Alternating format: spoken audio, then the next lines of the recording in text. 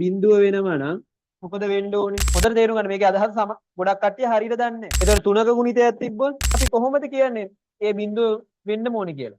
එහෙම නොවි මොනවා හරි අගයන් දෙකක් තියෙන්න බැරිද බිඳුව නොවන ගුණිත බිඳුව වේ. ගණිතේ මොනවා හරි දෙයක් අපි කරනවා නම් ඊට සාධනයක් තියෙනවා. ඒවා කියවෙන්නේ නැහැනේ වැඩියනේ. ඒක තමයි ප්‍රශ්නේ. ඒතකොට ඒවා කියවෙන්නෙත් නැහැ. ඔයගොල්ලෝ හිතන්නෙත් නැහැ.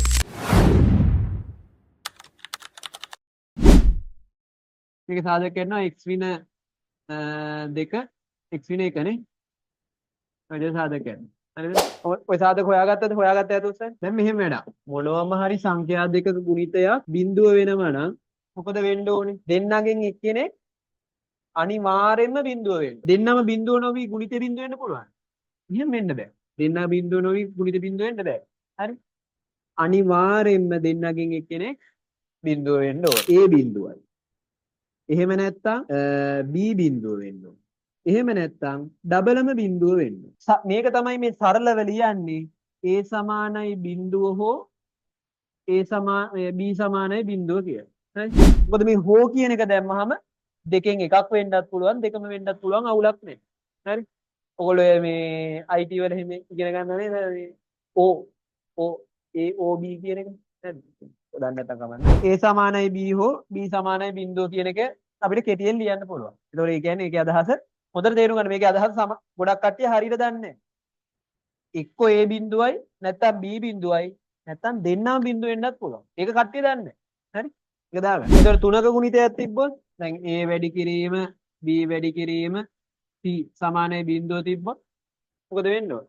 තුන් දෙනාගෙන් එක්කෙනෙක් හෝ කිහිප දෙනෙක් බිඳුව වෙන්න ඕනේ. ඒතකොට ඒක අපි කෙටියෙන් ලියන්නේ A සමානයි බිඳුව හෝ B සමානයි බිඳුව හෝ C සමානයි බිඳුව කියලා. හරි? ඔබ දාගන්න ඒවා පිළිවෙලට. ඉගෙන ගන්න දේ බේසික් එකේ ඉඳන්ම හරියට ඉගෙන ගන්න ඕනේ. නැත්තම් තමයි බිල්ඩින් පස්සේ කඩන් ගන්න හරියට ෆවුන්ඩේෂන් ගැහුවේ නැතුණා. ඒක කඩන් ගන්නවා. උසට හදන ඊට පස්සේ කඩන්. එතකොට ඕගොල්ලෝ ගෙදර වැඩ කරන්න ඕනේ. මෙන්න මේකේ සාධනේ.